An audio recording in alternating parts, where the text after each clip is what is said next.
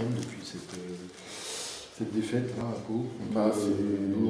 C'est pas évident, hein, c'est des semaines pas perdre, surtout voilà, surtout ce sentiment un petit peu de pas évident à faire passer par des mots, hein, comme on dit après match, je suis toujours dans ce sentiment un petit peu de colère parce que nous on aime tellement le foot et on veut tellement toujours, malgré qu'il y ait moins d'enjeux, on veut toujours dès qu'on a un terrain se donner, qu'on soit entraîneur ou joueur, il y en a qui ont ça en eux, et il y en a peut-être qui naturellement l'ont moins, c'est se faire mal quand même, faire des courses, tout le monde qui a plus d'enjeux, c'est pourquoi je vais faire toutes ces courses, mais dans un sens il y a aussi un peu d'indulgence, parce que certains aussi peut-être ont une forme de fatigue mentale peut-être aussi, bon, on connaît quand il n'y a plus d'enjeux, donc on trouve des leviers, des ressorts, on profite pour essayer des joueurs, on change les méthodes d'entraînement pour faire plus de jeux ou faire plus de ci, de ça. Bon, en tout cas, à Pau, ça n'a pas marché de ce point de vue-là.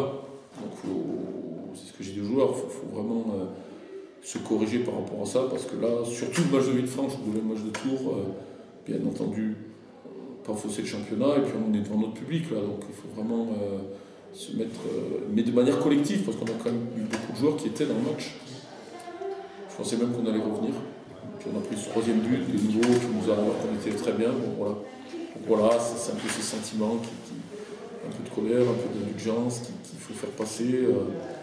Et puis surtout, voilà, rester dans nos objectifs, pas gâcher la saison, arriver dans ces places d'honneur qui correspondraient à là où on était tout le temps. Voilà, quand on est un compétiteur, c'est ça, quoi. Tu dis qu'il n'y a plus d'enjeu au niveau classement, etc. Enfin, au niveau. Voilà. Vous ne pouvez pas monter, vous ne pouvez pas descendre. Voilà. Il y a toujours cet objectif qui a été affiché de complètement, prendre 45 points et même au-delà, de finir à des places 5e, 6e, des places qui lui correspondent. Et tout ça qui est encore à jouer, quoi. Bah oui, parce qu'aujourd'hui, moi je ne peux pas accepter que par exemple, on n'a jamais été en dessous de 11e, même au plus mal, et au mieux on était 5e, donc, et longtemps 5-6e, donc à un moment, si on perdrait les deux matchs, je crois qu'au plus bas maintenant on peut finir 12e, ça serait vraiment, pour moi, décevant, voire un échec. C'est des challenges dans le challenge en fait que tu essaies de trouver. Tu parlais voilà, de points, de performance. On essaye, mais bon, nous, moi j'étais adjoint seulement, en toute humilité, adjoint au niveau, mais bon là il y avait des droits TV qui étaient différents au niveau financier. Oui, on finir 7e de Ligue 1 ou 12e, mais c'était voilà, dans les joueurs, le staff, tout le monde, ça change tout sur une ligne, sur un CV, sur son estime de soi. Voilà, donc ça j'essaie de transmettre à mes joueurs, mais bon, après, bon, c'est des acteurs, eux, il faut des actes après, donc là on les a pas eu quand même de manière globale, donc je suis pas trop négatif, je pense quand même que ce week-end il le faudra, parce qu'en plus Villefranche c'est une très belle équipe, qui joue très bien au ballon, vous avez déjà posé problèmes à l'aller, surtout dans la sortie de balle, et si vous n'êtes pas organisé, discipliné, vous allez courir après la balle, donc vous agacez, vous énervez, et pas donner une impression qui est bonne, mais bon voilà, je ne suis pas non plus négatif, c'est mon rôle de me mettre en garde, et je veux dire, le dernier qui lâchera, ça sera l'entraîneur. Moi je ne lâcherai pas jusqu'à la 95e de tour, après c'est les vacances. Mais bon, nous on a 40 ans, 42 ans, ils en ont 20 parfois, donc ça fait partie du job de rabâcher tout ça. Et dans quelle mesure tout ça, on va dire, le maintien de cette exigence et tout ça, ça peut servir pour la saison prochaine? Complètement. Ça moi je pense, bah oui, je pense que si vous finissez la saison, c'est pas une bonne impression, malgré que le groupe va changer un petit peu, c'est pas bon pour relancer quand même. À l'inverse, j'ai souvent eu des équipes très bien finir, être en difficulté, puis à l'inverse, ça repart. Et quand on sait l'importance de l'entame d'un championnat, où vous pouvez tout jouer pratiquement, hein, si vous commencez par 5-6 défaites, on l'a vu chez certains, ça ne sont jamais relevés. Et voilà, même s'il ne faudra pas être trop négatif par rapport au résultat de l'entame, mais c'est important de faire une bonne prépa. Et puis, ce n'est pas nos valeurs, ce n'est pas les miennes, c'est du président, ce n'est pas nous, nous justement des gros travailleurs, avec nos limites, je pense, on est à notre niveau, humainement et sportivement, mais il faut que ça. Voilà, donc on est obligé de rabâcher ça aux joueurs, mais vous êtes dépendant des joueurs, hein, qui eux aussi doivent. Et eux, c'est pas évident, parce que beaucoup le sont, mais on sait que ça marche en équipe, hein, donc il y a aussi des joueurs qui savent, voilà, qui attendent leur situation, ou qui ne sont pas contents de leur situation, même s'ils restent pas, c'est compliqué tout ça. Donc, ce qui arrive, c'est pas. c'est pas illogique. Bizarrement, je suis sûr qu'on n'aurait pas les points du maintien, on serait comme a été Pau, par exemple, sûr, vu qu'on a été comme ça toute l'année dans le combat. Et finalement, de les avoir eu un peu tôt de ne pas arriver à jouer cette troisième place, c'est un peu long. Voilà, donc c'est pas évident finalement. C'est pas si simple que ça que de bien finir. Il faut faire une violence un peu à sa nature de compétiteur, ces gars. Ouais, parce que vous êtes tellement tous animés par ça. Ah moi c'est des grosses couleuvres à avaler parfois, mais bon, il faut pas se braquer avec les joueurs, il faut aussi les comprendre, mais il y en a certains, il faut dire les choses. Donc voilà, c'est un peu. Tout à fait, comme tu dis, c'est un petit peu ça, faire violence. Et c'est d'un. Excuse-moi. Là, l'idée, c'est vraiment de bien finir sur une bonne note ce championnat pour continuer à enchaîner sur l'année prochaine.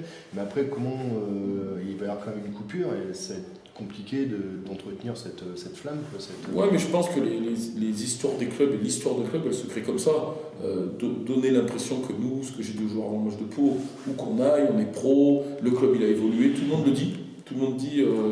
Quand même, Cholet, ils ont fait une bonne saison parce qu'on a senti par rapport à l'année d'avant de la sérénité. Voilà, pas folichon. Moi, je l'avoue, on va pas faire le bilan aujourd'hui, mais dans le match, globalement, c'est pas folichon ce qu'on a fait. On a gagné 11 matchs, on a fait 11 nuls, 9 défaites. Bon, en effet, mais pour nous, c'est une grande avancée au vu de ce qui s'était passé. Et de l'histoire du club. Donc, nous aussi, c'est quand même l'histoire. Continuer à montrer qu'on finit bien, qu'on a tenu ce rang, la 6e, 5e, 7e toute l'année. Pour attirer des joueurs, pour construire avec les nôtres. Il ne faut pas redonner ces images que j'ai vues l'année dernière en vidéo, parfois de Cholet, du n'importe quoi, des expulsés, des joueurs qui s'engueulent entre eux, un management, le staff, ça change, c'est compliqué, c'est jamais une personne sur le banc de touche. Nous, c'est pas ça. Donc il ne faut pas donner ces images-là. Donc tu construis quand même pour l'année prochaine de tenir cette rigueur. Et moi, jusqu'au dernier jour, je retiendrai, même si ça se passe mal contre Villefranche. Moi, ils m'ont entendu lundi, ça pourra en parler, mais moi, direct, lundi, j'aurais pu dire, bon, voilà, ça va, il reste 15 jours. Ah, c'est impossible, ça. Donc lundi, ils m'ont entendu comme ils m'entendent toute l'année quand il y a des choses qui me déplaisent. Et après, c'est moi le patron. Hein. Mais c'est pas pour ça que je le dis qu'ils vont faire, mais je pense que c'est des garçons quand même, pour le cœur de l'équipe qu'on va aligner ce week-end, même si tout doucement, on a des joueurs qui lâchent un petit peu certains, psychologiquement, et qu'on est obligé de mettre sur le banc. Il nous reste quand même, je pense, 11-12 joueurs à l'image d'Alassane, qui sont des garçons top niveau et qui vont être récompensés par les résultats et qu'on respecte beaucoup. Qui pourrait constituer le salut. Oui, ça va être ça, de toute façon. Ouais, c'est ça, il y a aussi ça. Hein. Tu as aussi un noyau de joueurs qui reste. Enfin, vous allez pas reconstruire que la. Non, là, reste sur ce qu'on a dit. Hein, comme je d'où l'intérêt. 10-12 joueurs, là, on a vu qui vont rester sûrs. Hein. Et le groupe, il sera de 20, 21. Donc, là, c'est ça, je peux vous l'annoncer. Il n'y aura pas 18 arrivés. 19 presque comme l'année dernière. Le même chantier. Non, ça sera pas. Ça, c'est impossible. Sinon, là, on ne repartait pas comme ça. D'où l'intérêt d'être sur la continuité pour. Et oui, enfin, dans une logique de dynamique. Mais après, il y a des équilibres parce qu'il y a des joueurs aussi parmi ces 12 joueurs, il y a des joueurs blessés ou suspendus ou fatigués.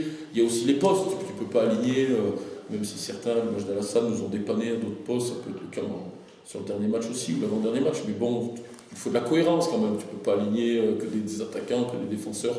Donc tu essaies, puis bon, les joueurs, tu as toujours la sensation que c'est des joueurs respectueux et pros. Puis après arrive le match, puis non, c'est pas le cas, tu es déçu, donc tu changes vite. Bon, c'est le lot des fins de saison comme on vit là. Hein.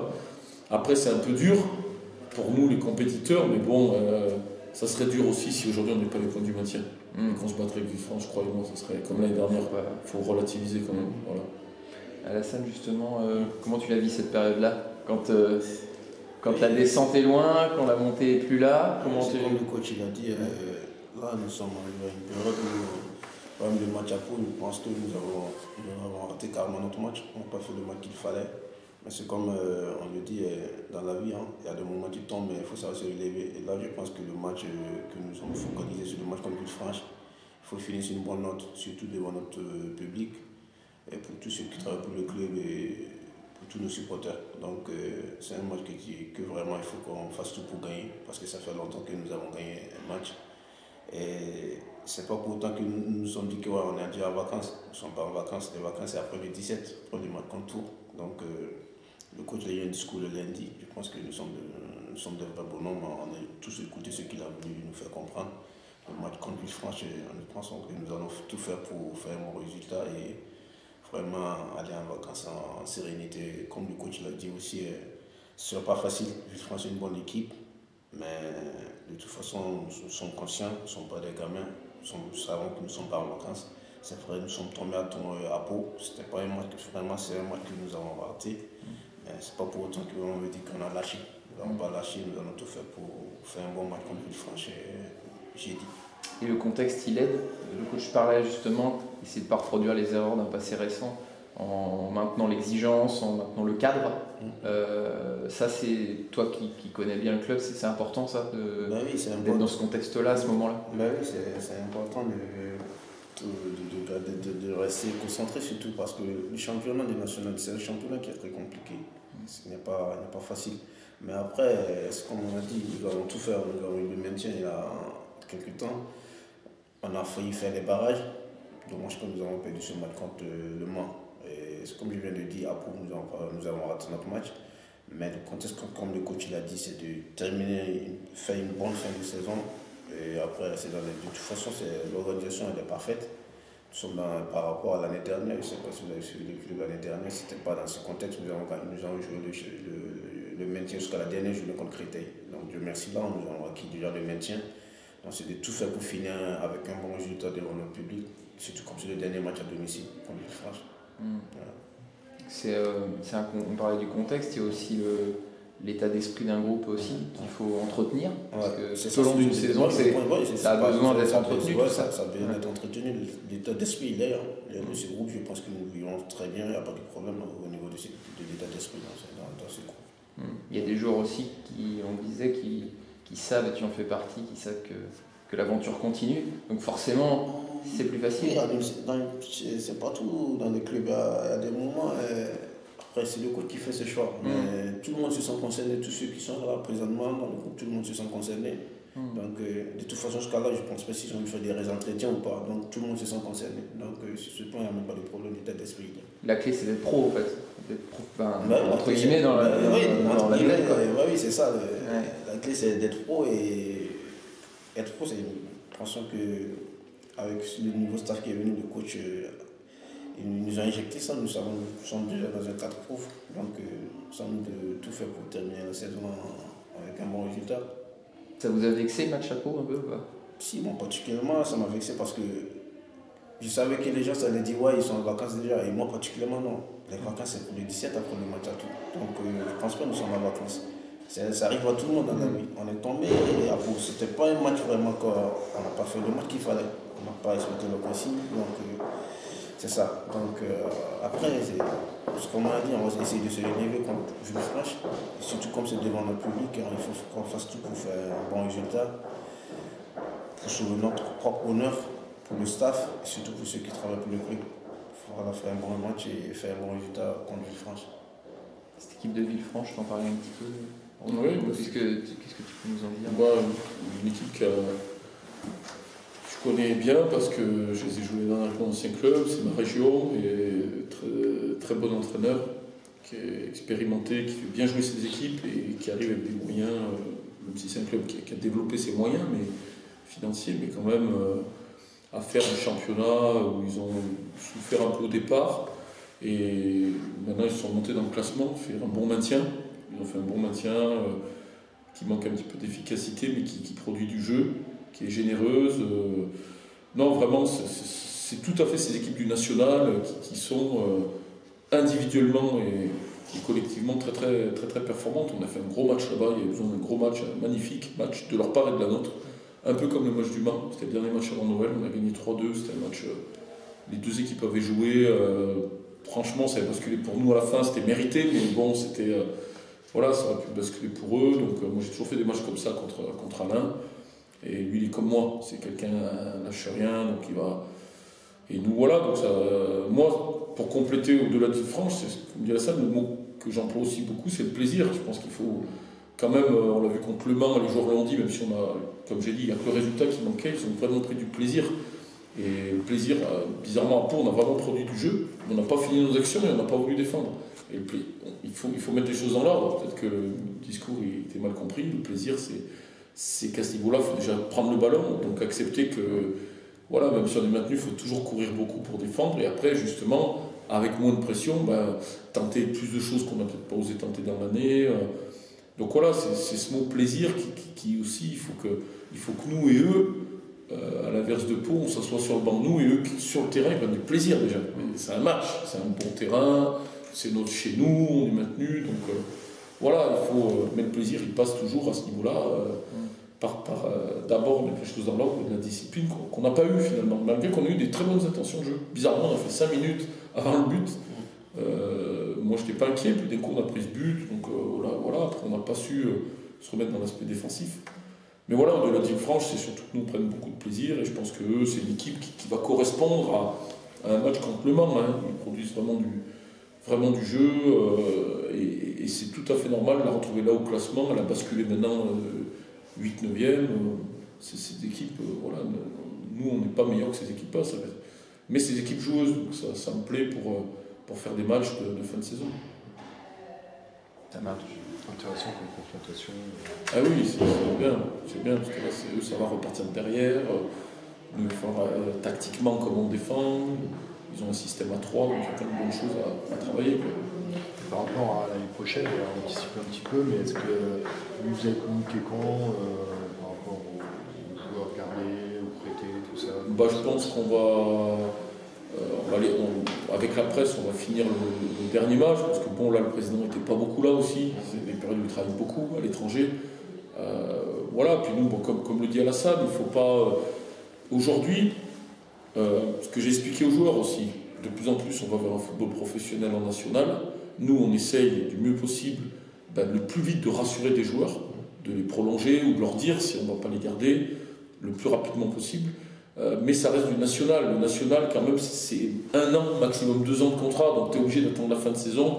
Il y a toujours un système d'entretien la dernière semaine, la semaine après, donc nous, ça va démarrer à partir de la semaine prochaine, tu as des entretiens. Partout où ils sont passés en national, c'est comme ça. En club pro, tu n'as pas d'entretien. Il te reste 3 ans de contrat, voilà, ça passe par ton agent, c'est au mois de juillet, août, plus tard qu'on te dit qu'on va te prêter, qu'on ne compte pas sur toi, tu as un contrat qui court, il y a d'autres problématiques. Là, c'est plus simple finalement.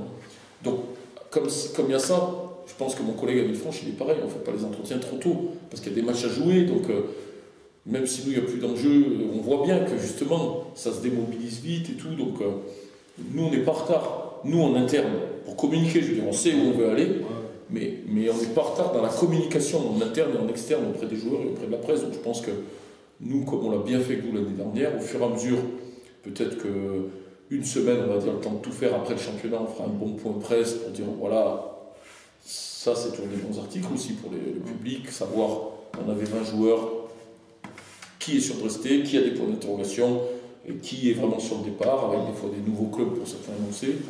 Et puis au fur et à mesure de nos mois de juin, on annoncera les nouveaux joueurs qu'on n'a pas encore concrètement signés. Voilà, donc, mais bon, voilà, moi je suis resté entraîneur d'un club, il y a le président avec moi, il faut que j'en parle un peu avec lui. Mais là, on en avait un peu parlé la semaine dernière, mais par rapport aux prêtés, il n'y a pas de... Non, mais les prêtés c'est des prêts secs, c'est clair et net, c'est comme tous les clubs de national. C'est des garçons, voilà, le national, c'est des jeunes, à l'image des joueurs qu'on a nous. Bon, on a le cas de Samed qui est prêté par l'étranger, on a Brian Lam après, on a Jonathan Mexique, Théo, on a droit à 5, et je crois qu'on n'en a que 4. On n'aurait pas utilisé le 5e, il me semble, le mémoire. Et vu les clubs que c'est, si vous voulez, là c'est des prêts sur des très jeunes joueurs. En fait, le national, ils aiment bien prêter la Ligue 1 parce que des joueurs, ils savent qu'ils auront du temps de jeu. Un joueur de Ligue 1 ou d'un gros club de Ligue 2, il sait qu'il aura du temps de jeu national, que prêter en Ligue 2, c'est moins sûr. Mais eux, bon, c'est très rare. Ça peut arriver que finalement un garçon reste dans le club, mais dans tous les clubs, vous voyez bien, vous suivez le national, il y a les 5 prêts, tout le monde prend les 5 prêts, les 4 ou 5, et puis après, bon, c'est des garçons qui sont destinés à...